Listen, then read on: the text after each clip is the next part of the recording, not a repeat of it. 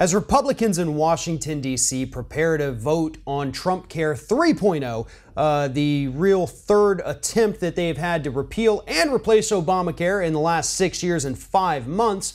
a provision of this bill was recently exposed by the International Business Times that showed that it would actually financially benefit many Republicans throughout this country by repealing a net investment tax of 3.8% that the Affordable Care Act put on people who earn more than $200,000 a year.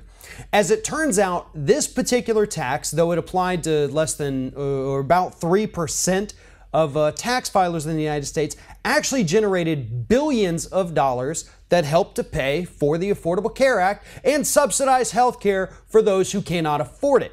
By repealing this particular tax, which the Republican legislation does, it will provide a massive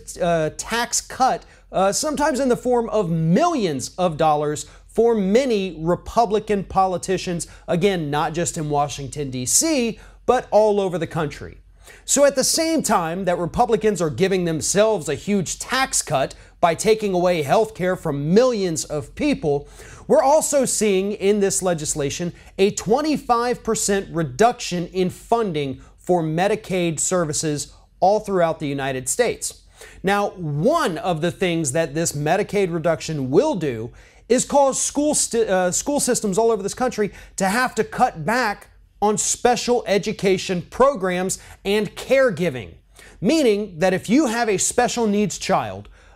even something as slight as autism on the low end of the spectrum, the schools in your area could have to cut their funding, cut their teaching staff, because they're not going to be able to afford it because those programs are paid for through Medicaid. Furthermore, this particular bill, there has yet to be any Congressional Budget Office analysis of it, so we don't even know what kind of financial impact it's going to have on the budget, on the country, essentially on anything. Something that just a few years ago, in 2009, Paul Ryan said you should never bring a piece of legislation to a vote if there's no CBO analysis and if members of Congress have not read it yet, which happens to be the case with this particular piece of legislation. So again, what we know about this legislation, lacking any kind of professional congressional analysis of it,